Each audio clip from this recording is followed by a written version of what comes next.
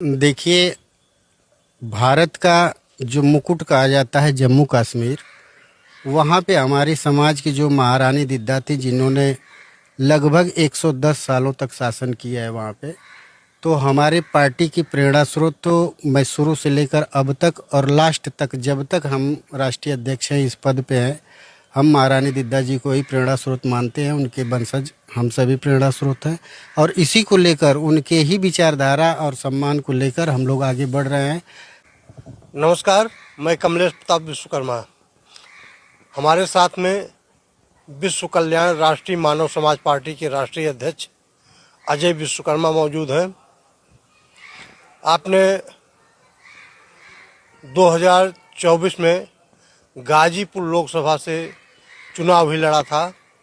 इसके अलावा महाराष्ट्र में भी विधानसभा का चुनाव अपने प्रत्याशी को लड़ाया है। उत्तर प्रदेश में भी सोनभद्र और फतेहपुर में लोकसभा का चुनाव लड़ाया। आप धीरे धीरे ही सही एक लंबा कदम चलने का प्रयास कर रहे हैं। हम अजय विश्वकर्मा से बात करते हैं। अजय जी, आपका स्वागत है विश्वकर्मा किरण में। बहुत बहुत धन्यवाद माननीय कमलेश भैया। आज हमारी और आपकी मुलाकात विश्वकर्मा किरण चैनल के माध्यम से हुआ, तो सम्मानित दर्शकों को मैं धन्यवाद देना चाहूँगा कि हम सभी एक साथ आज यहाँ पे दारुल सफ़ा में मुलाकात हुई और हम सब चर्चा करने बैठे। अजय जी, सबसे पहले तो हम जानेंगे आपकी पार्टी का रजिस्ट्रेशन कब हुआ? हमारी पार्टी का रजिस्ट्रेशन 10 अप्रैल 2024 को हुआ था। 10 अप्रैल 2024 को रजिस्ट्रेशन हुआ जी। और चुनाव भी उसी समय हो रहा था लोकसभा का? 19 अप्रैल 2024 को चुनाव का घोषणा हुआ चुनाव आयोग द्वारा और काफ़ी कम समय मिला हम लोगों को प्रत्याशियों को उतारने में। लेकिन जो तैयारी अब चल रही है जिला पंचायत और विधानसभा चुनाव का, तो हम लोग 27 में मजबूती के साथ कई प्रत्याशी मौजूद होंगे चुनाव में। 2027 में कितनी विधानसभाओं में आप प्रत्याशी उतार सकते हैं?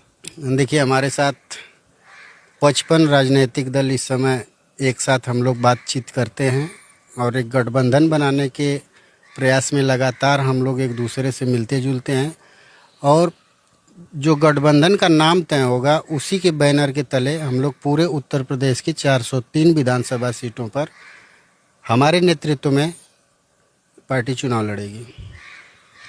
लेकिन जो प्रत्याशी उतरेंगे मैदान में, वो तो अपने राजनीतिक दल के बैनर के तले ही चुनाव लड़ेंगे। देखिए, सबका क्षेत्र बांटा जाएगा। जब क्षेत्र बांटा जाएगा तो क्षेत्र के अनुसार जब चुनाव होगा तो कहीं न कहीं एकजुटता का संदेश जाएगा और सर्व समाज के लोग हमारी पार्टी के साथ आगे चल के जुड़ने के लिए प्रयासरत रहेंगे। लेकिन 2027 के चुनाव से पहले, विधानसभा चुनाव से पहले एक सेमी विधानसभा चुनाव, मान लीजिए पंचायत का चुनाव होना है 2026 में। उसमें क्या तैयारी आपकी? उसमें हमारी पार्टी जो है कि 200 सीटों पे जो जिला पंचायत के चुनाव होने जा रहे हैं, राज्य सरकार द्वारा जो कराए जाते हैं, उसमें हमारे 200 कैंडिडेट चुनाव मैदान में होंगे और गाजीपुर की 67 सीटों का मैंने घोषणा कर दिया है। अभी जौनपुर, मऊ, बलिया, बनारस अन्य सीटों का घोषणा करना बाकी है और बहुत जल्द ही हम इसकी घोषणा करेंगे कि 200 सीट हम जिला पंचायत का अपने उत्तर प्रदेश में लड़ने जा रहे हैं। चुनाव में उतरने का आपका आधार क्या होगा, मुद्दा क्या होगा?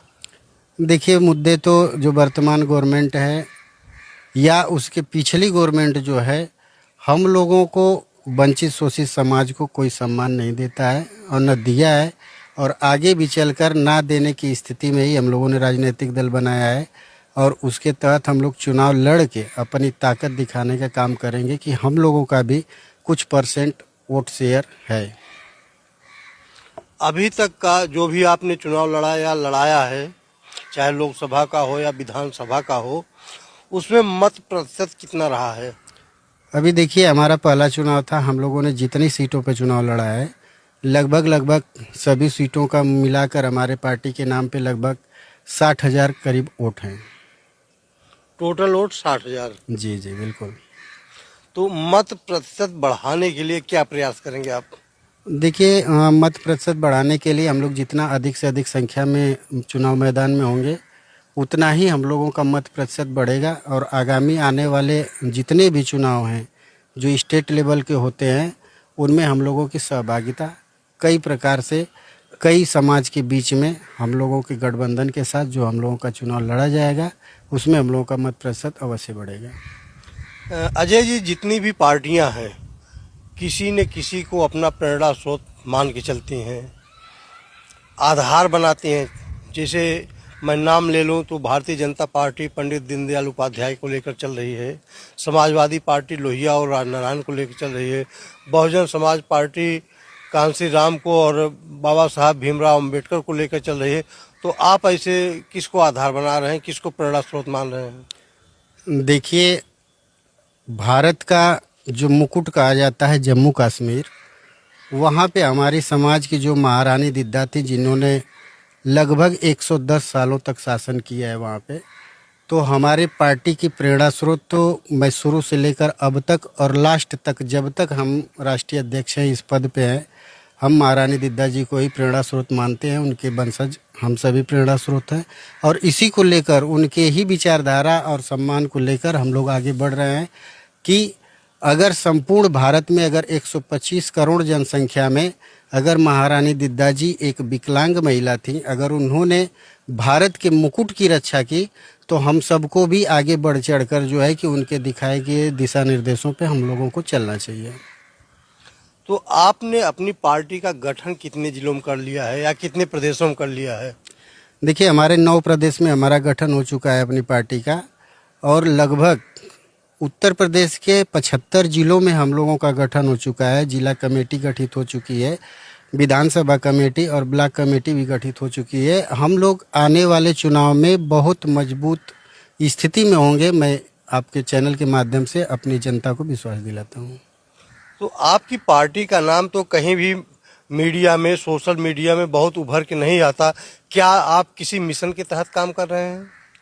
देखिए, कहा जाता है ना कि बहुत तेजी से चलने वाला व्यक्ति बहुत जल्दी नीचे आता है और जो धीरे धीरे चलता है वो अपने योजनाओं को, अपने व्यवस्थाओं को मेंटेन करते हुए चलता है। तो हम सभी धीरे धीरे ही सही लेकिन काफ़ी तेज़ी से 1 साल में हम लोगों ने प्रोग्रेस किया है। जैसा कि आपको मैंने बताया कि 1 साल में हमारे 8 कैंडिडेट चुनाव में भागीदारी किए। तो आने वाले समय में भी हमारे पास अभी काफ़ी समय है। अभी विधानसभा चुनाव में 2027 में समय है। हम लोग उस समय जब घोषणा करेंगे तो आपके ही चैनल पे जब हमारा इंटरव्यू होगा तो आप भी कहेंगे कि अजय विश्वकर्मा मिले थे, उन्होंने जो कहा था वो पूरा करके दिखाया। मैं यही प्रयास करता हूँ और बहुत जो है कि भाव भौकाल दिखाकर जो सिस्टम चलता है उसके पीछे मैं नहीं भागता, मैं ज़मीनी स्तर से काम करता हूँ। चलिए अजय जी, हमारी तरफ से आपको शुभकामनाएं। बातचीत करने के लिए बहुत बहुत धन्यवाद। धन्यवाद सर। प्रणाम।